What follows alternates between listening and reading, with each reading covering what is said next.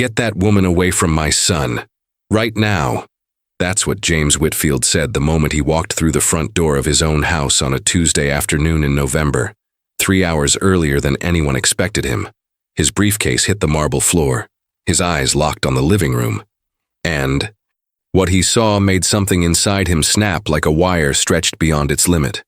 Ruth, the housekeeper who had worked in that mansion for nearly 7 years, was kneeling on the carpet beside his 8-year-old son, Ethan. Her dark hands were wrapped gently around the boy's fingers, her lips, moving close to his ear, whispering words so faint that not even the stillness of that enormous house could carry them. Ethan's eyes were closed.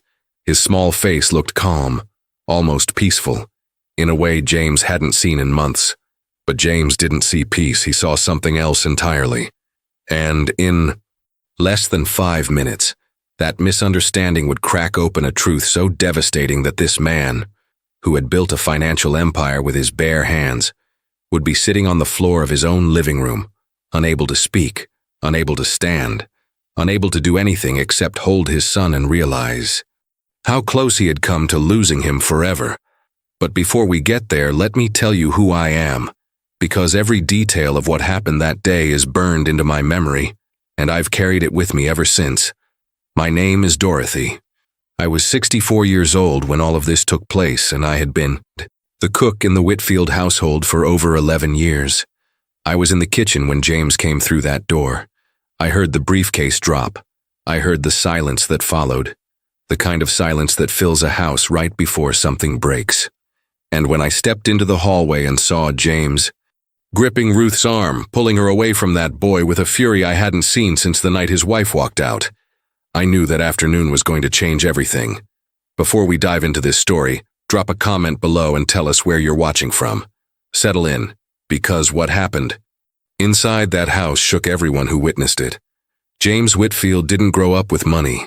He was raised in a 2-bedroom apartment in Baltimore by a mother who worked double shifts at a textile factory and a father who drank away whatever dignity the family had left.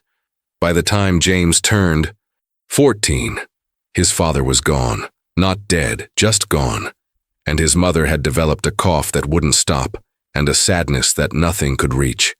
James made himself a promise at 15. He would never be powerless again. He would never depend on anyone, and he would never, under any circumstance, allow himself to be caught off guard by something he didn't see coming. He kept every one of those promises. By 23, he had launched his first logistics company. By 30, he owned 3. By 41, James Whitfield's name appeared in business magazines, on conference panels at charity galas where people smiled with their teeth and calculated with their eyes. He had built everything from nothing, and he wore that achievement like armor. But armor has a cost, and in James's case, the cost was everything soft inside him. His marriage to Catherine lasted 6 years. She was a gentle woman, patient to a fault, who believed that love could eventually reach the places James had sealed off. It couldn't. The divorce was quiet and clinical, like a contract being dissolved. Catherine moved to Portland. Ethan stayed with James, not because he fought for custody, out of devotion, but because losing was something James Whitfield simply did not do. And so Ethan grew up in that mansion with everything a child could want and almost nothing a child truly needs. The finest school in Richmond, tailored clothes, a bedroom larger than most apartments. But behind those privileges, there was an emptiness that I could see every single morning when I served him breakfast. Ethan was a quiet boy, not shy, quiet in the way that children become when they learn early that no one is really listening. He would sit at the kitchen counter while I cooked, drawing. Pictures on napkins, always the same thing. A small house with a family standing outside holding hands. The house never looked like the mansion. The family always had a mother in it. I never showed those drawings to James. He wouldn't have understood them. And then there was Ruth. Ruth had come to the household 7 years earlier, hired through an agency that James never personally dealt with. She was a tall black woman in her late 50s, with hands roughened by decades of labor, and a quietness about her that most people in that house mistook for submission. But I knew better. Ruth wasn't. Ruth. Quiet because she had nothing to say. She was quiet because she had learned that some things are better spoken to God than to people who refuse to hear. She cleaned, she organized.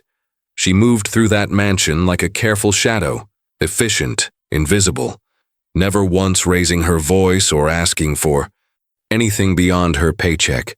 James barely registered her presence. To him, she was part of the infrastructure, no different from the walls or the plumbing. But Ruth noticed everything. She noticed when Ethan started pressing his fingers against his temples during homework. She noticed when his nose bled twice in 1 week without any apparent cause.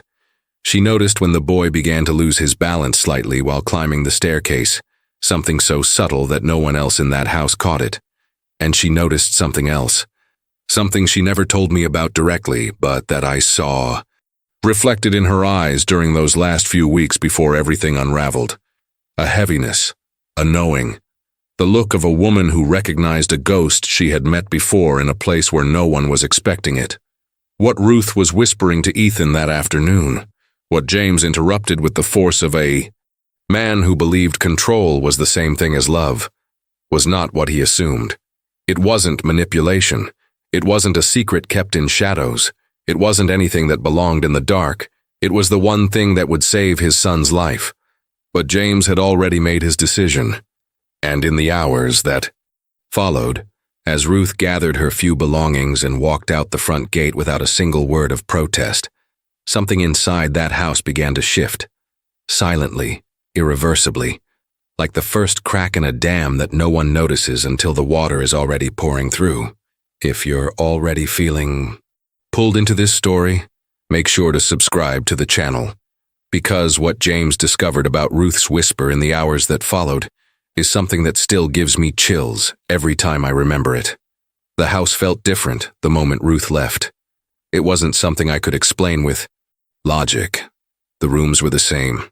The furniture hadn't moved, but there was a weight in the air, as if the walls themselves knew that something essential had been ripped away. Ethan didn't cry when Ruth walked out. He stood by the window and watched her cross the driveway with a small bag over her shoulder, never once looking back. When she disappeared past the iron gate, he turned to me with eyes that no 8-year-old should ever carry, eyes that had already learned to grieve in silence. "She was helping me, Dorothy," he said. Nothing more. James spent that evening in his office making calls, adjusting schedules, reassembling the reality he preferred. By the next morning, he had already hired a replacement through the same agency, a younger woman named Lisa, polite and efficient, who smiled at Ethan the way people smile at someone else's child in a waiting room. Ethan didn't speak to her. He barely spoke to anyone that week, and then the symptoms got worse. The nosebleeds that had been occasional became almost daily. He would wake with blood on his pillow, his small hands trembling as he tried to clean it before anyone noticed. I found the stained pillowcases hidden at the bottom of his laundry basket, 3 in 1 week. I told James. He scheduled an appointment with Dr. Harmon, the family's private physician. The doctor ran basic tests, checked the boy's blood pressure, and concluded it was likely caused by dry air and seasonal stress. He recommended a humidifier and vitamin supplements. James accepted the answer without question. It fit neatly into his understanding of the world. A problem, a logical cause, a purchasable solution. He bought the most expensive humidifier available and placed it in Ethan's room as if the machine could fix what his presence never could. But I watched that boy every single day, and what I saw terrified me. He had started tilting his head to one side when he walked, barely noticeable, like a ship listing slowly before anyone on board realizes it's sinking. He would stop mid-sentence, blink several times, and continue as if nothing had happened. During meals, his left hand would sometimes tremble against the table for a few seconds before going still. These were not signs of dry air. One night, while cleaning the kitchen after dinner, I found Ethan sitting alone on the back porch in the cold. His breath made small clouds in the darkness. When I sat beside him, he didn't look at me. "Dorothy." Ruth said she knew what was wrong with me. She said she'd seen it before. My chest tightened. "Seen what, sweetheart?" He didn't answer. He just pressed his fingers against his right temple and closed his eyes. The same gesture I had seen him repeat dozens of times without a single person paying attention. That night, I lay in bed staring at the ceiling.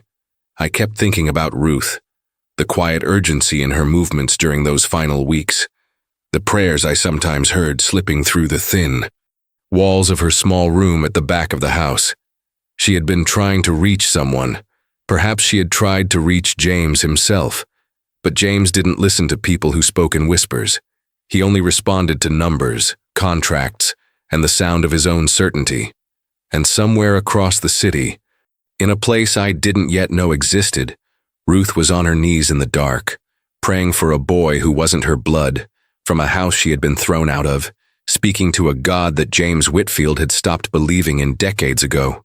What none of us understood yet, not me, not James, not even the doctors, was that Ethan's body was quietly running out of time, and the only person who had recognized the warning signs had been silenced and sent through the gate without so much as a goodbye. But God has a very specific way of moving through the spaces that human pride leaves wide open. And what began to unfold in the days that followed proved that some doors, once opened by faithful knees on a cold floor, cannot be shut by any hand on earth. 3 days later, it happened. I was setting the table for dinner when I heard a sound that no amount of years will ever erase from my memory. A dull thud from the second floor, followed by silence. The kind of silence that screams louder than any noise ever could. I ran upstairs. Ethan was on the hallway floor outside his bedroom, unconscious, a thin line of blood trickling from his nose onto the hardwood. His body was completely still, for one single moment, a moment that stretched across an entire lifetime. I thought he was gone. James heard me from his office. He was up the stairs in seconds, dropping to his knees beside his son, shaking the boy's shoulders, calling his name with a desperation I had never once heard in that man's voice. This was not the executive who closed million-dollar deals without blinking. This was a father whose armor had just shattered on the floor next to his child. "Ethan! Ethan, open your eyes!" The ambulance arrived in 11 minutes. It felt like 11 hours. I rode in the back with the boy, while James followed in his car, running every red light between the mansion and the hospital. The paramedics worked calmly, professionally, but I caught the glance one of them exchanged with the other when they checked Ethan's pupils. One was dilated wider than the other. That single glance told me everything their words hadn't yet. At Richmond General, Ethan was rushed through triage and taken for an emergency CT scan. James paced the waiting room like a caged animal, his phone untouched in his pocket for the first time in years. Every few minutes he would stop, stare at the double doors, leading to the imaging wing, and then resume pacing, back and forth across the same 6 tiles. 2 hours passed before Dr. Amara Osei, a neurosurgeon with steady hands and deliberate eyes, came through those doors holding a manila folder pressed against her chest. She didn't rush. She sat down across from James and opened the folder with the careful precision of someone who understands that the next words she speaks will divide a life into before and after. "Mr. Whitfield, we found a mass in your son's brain. It's positioned near the cerebellum, which explains the balance difficulties, the nosebleeds, the pressure behind his eyes. It's been developing for some time." James stared at her as if she had spoken in a language he had never learned. "How long?" "Based on what we're seeing. Months, possibly longer. The warning signs were there. They were simply attributed to other causes." I watched his face collapse in stages. First confusion, then disbelief, then a raw, unfiltered terror that stripped away every layer of composure he had spent a lifetime building. The doctors we consulted said it was stress, seasonal changes. They told us they didn't order the right imaging, Dr. Osei said. "A standard checkup wouldn't have caught this. Someone would have needed to recognize the specific pattern of symptoms and push for a deeper scan. Someone would have needed to recognize the symptoms." The words landed on me like a collapsing wall, and from the expression on James's face, they struck him even harder. Because right there, in that sterile waiting room, beneath the hum of fluorescent lights, the same voice echoed through both our minds simultaneously. Ethan's voice, 3 nights earlier on that cold porch. Ruth said she knew what was wrong with me. She said she'd seen it before. James turned to me. His eyes were bloodshot. His jaw was locked so tight I could see the muscles trembling beneath his skin. Dorothy, find her. It wasn't a request. It wasn't a command. It was the sound of a man who had just realized that the person he dragged out of his home might have been the only one fighting to save his son. I left that hospital with my coat half-buttoned and my hands unsteady. I had no address, no phone number. Ruth had walked out of that mansion with nothing but a small bag and whatever dignity James hadn't managed to strip from her. But something pulled me forward into that night. Something I couldn't name and didn't attempt to. It wasn't logic. It wasn't coincidence. It was the quiet, unshakable certainty that invisible hands were guiding me toward a place I was always meant to reach. And when I finally found Ruth, 3 bus rides and 2 hours later, in a small apartment above a laundromat on the south side of the city, what I learned about the woman who had scrubbed our floors in silence for 7 years made me understand why God sometimes stations his most powerful soldiers in the very last place anyone would think to search. The door to apartment 3B was slightly ajar when I arrived. I didn't knock. I pushed it open slowly, my breath still caught in my chest from climbing 3 flights of narrow stairs in the freezing cold. What I saw inside stopped me completely in my tracks. Ruth wasn't asleep. She wasn't packing. She was kneeling by a small window that overlooked the glowing street lamps of the city below. Her Bible was open on the floor, its pages worn thin to the point of tearing, and a single candle flickered beside it. But it wasn't the setting that froze me. It was what she said before I even made a sound. "I've been waiting for you, Dorothy." She stood up slowly, her knees popping faintly in the quiet room. She didn't look surprised. She looked exhausted, yet anchored by a strength I couldn't comprehend. How did you know I was coming?" I stammered, gripping the door frame to keep my balance.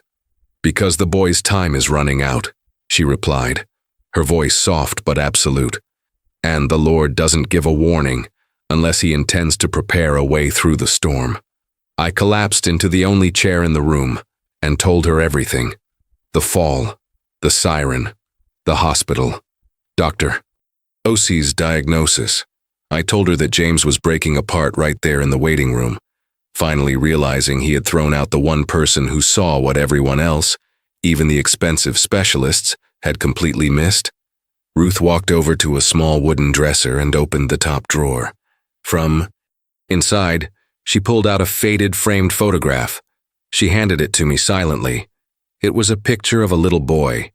He had Ruth's dark, profound eyes, but his head was wrapped securely in thick white medical gauze. He looked fragile, yet holding onto a small toy train with a brave smile. "My grandson, Marcus," Ruth whispered, staring at the frame. 12 years ago, the doctors missed the signs with him too, until it was almost too late. I spent 6 months living in pediatric neurology wards. I learned every symptom, every subtle tilt of the head, every wince of pain. I didn't go to medical school, Dorothy. I went to the school of a praying grandmother sitting beside a hospital bed. My vision blurred with warm tears. That was the ghost I had seen in her eyes.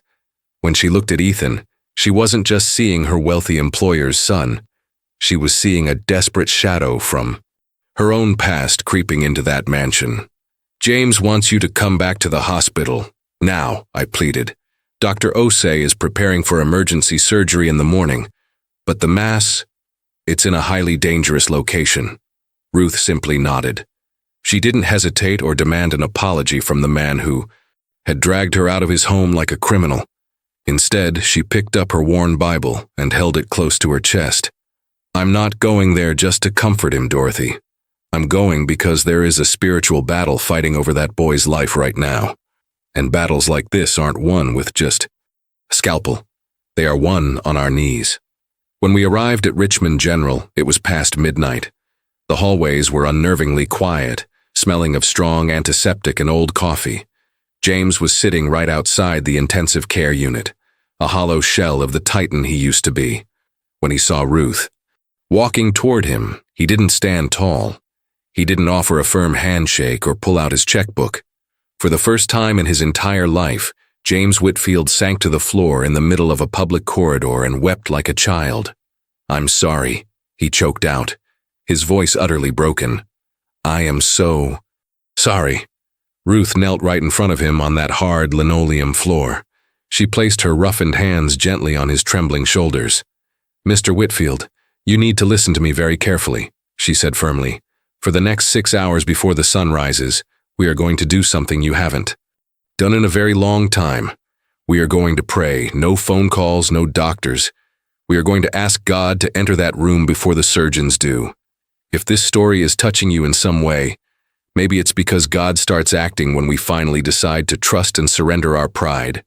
Don't forget to subscribe to the channel, because what happened next will leave you speechless." James looked at her, his eyes wide in absolute surrender. He swallowed hard and nodded. We formed a small circle right there in the corridor. Ruth, me, and the millionaire who had finally forgotten how to be entirely in control. And as Ruth closed her eyes and began to speak to the heavens, something began to shift in the atmosphere of that hospital wing. It was subtle at first, a sudden, deep quiet that seemed to swallow the mechanical hum of the machines around us. But they had no idea that inside the ICU room, right behind those heavy closed doors, something unexplainable was already beginning to manifest upon the boy's hospital bed. The prayer in the hallway lasted for 3 unbroken hours. No one moved. No one checked a watch or a phone. James, a man who measured his entire life in fiscal quarters and profit margins, simply stayed on his knees with his head bowed, tightly holding the hands of his cook and his former housekeeper. Around 3:45 a.m., a nurse rushed past us, her soft rubber shoes squeaking sharply against the polished floor. She went straight into Ethan's room. A few moments later, another nurse followed, moving with that fast, urgent stride that makes your stomach instantly drop to the floor. James jumped up, his face completely drained of color. "What's happening? What's going on in there?" Before he could push open the heavy door, Dr. Osei came out. She didn't have her, clipboard. She didn't look like the composed clinical expert who had delivered the devastating news just hours before. She looked entirely shaken. "Mr. Whitfield, you need to come in here," she said, her voice lacking its usual professional anchor. We all followed James into the intensive care unit. Ethan was awake, but it wasn't the groggy, pained awakening of a child who had collapsed from severe neurological trauma. He was sitting up against the white pillows, looking around the sterile room with clear, bright, fully focused eyes. The heart monitor, which had been erratic and stressful all night, was now beating with a perfect, steady rhythm. "Dad," Ethan said, his small voice cutting cleanly through the clinical silence. James rushed to the bed and buried his face in his son's chest, sobbing so hard his broad shoulders shook uncontrollably. But that wasn't the miracle. The real miracle was what Dr. Osei showed us next. She pointed a trembling finger toward the illuminated medical panel on the wall, where a brand new set of emergency CT scans was hanging right next to the ones taken yesterday afternoon, when his vitals suddenly spiked and then completely stabilized 10 minutes ago. We rushed him for another scan to ensure there wasn't a sudden hemorrhage, she explained, taking a slow, shaky breath. She looked at James, then at Ruth, and finally at me. "I have been practicing neurosurgery for 17 years. I have seen tumors shrink slowly after aggressive treatment. I have seen remissions that defy the odds. But I have never seen this." She pointed to the dark, threatening mass near the cerebellum on yesterday's scan. Then she pointed to the exact same area on the scan taken just minutes ago. It was gone, not shrunk, not reduced in size, completely gone, as if an invisible hand had taken an eraser to the film and simply wiped the threat out of existence. The silence that fell over the room wasn't the heavy, terrifying silence of bad news. It was a thick, vibrating peace. It felt exactly like standing inside a massive, ancient cathedral right after an entire choir stopped singing.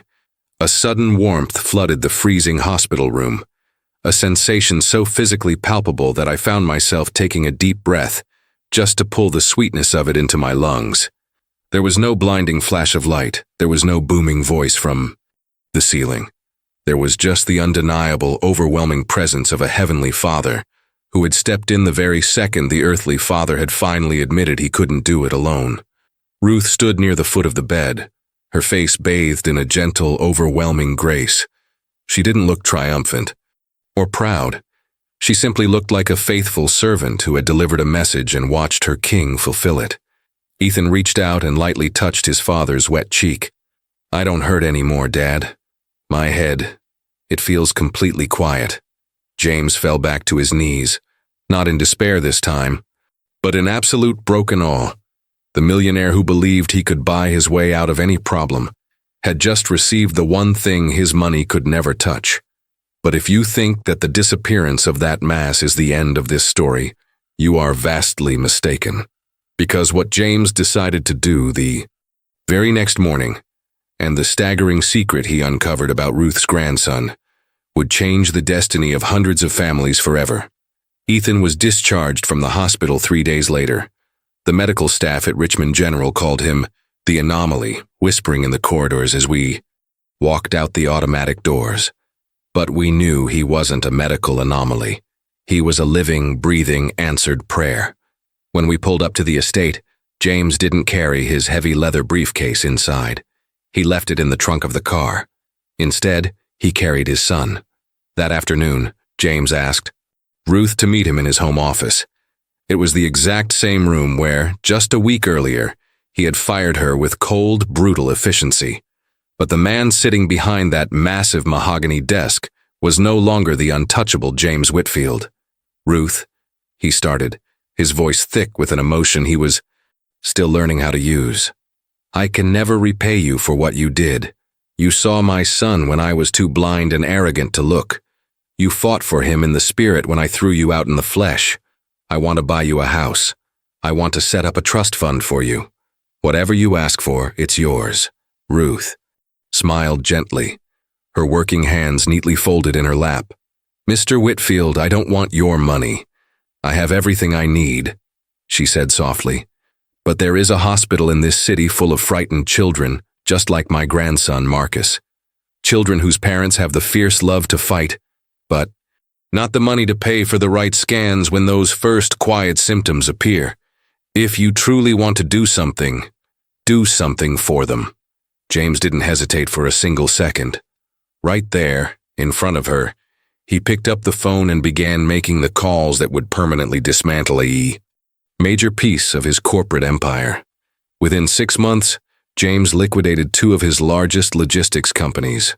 He used the massive influx of capital to entirely fund the Marcus Initiative, a state-of-the-art pediatric neurology diagnostic center designed to provide advanced imaging for underprivileged families. No questions asked, no medical bills ever sent. Ruth didn't return to work as our housekeeper. She became the foundation's chief patient advocate. She spends her days walking those hospital wings, sitting with terrified mothers, and doing the one thing she always did best, recognizing the invisible pain in children and praying the darkness away. As for Ethan, the heavy sadness in his eyes was replaced by a vibrant, unmistakable joy. The drawings of the little house with a mother standing outside eventually stopped. Instead, he started drawing pictures of himself, his father, me, and Aunt Ruth, all sitting around the mansion's massive dining table, together. I eventually retired, moving to a quiet little house out in the country, but I still go back to visit them every Thanksgiving. The expensive catered dinners of the past are entirely gone. Now we cook the meal ourselves. That huge house finally echoes with laughter, messiness, and beautiful, chaotic life. James Whitfield lost a massive amount of his wealth, but if you look at him today, he is the wealthiest man I have ever known. He learned the hardest way possible that control is a terrifying illusion, and that true power isn't found sitting at the head of a boardroom. True power is found on your knees, when you finally admit that you are completely helpless. Sometimes the miracle we desperately need doesn't arrive wrapped in a medical textbook or an expensive procedure. Sometimes it arrives disguised as a quiet housekeeper who knows how to whisper into the ears of a God who is always listening. If this story reminded you that faith has the power to rewrite the end of any impossible situation, please don't forget to subscribe to our channel. Share this with someone who needs a reminder that the heavens are not silent. Keep watching, keep believing, and always remember, exactly when you think the story is over, God is usually just picking up the pen.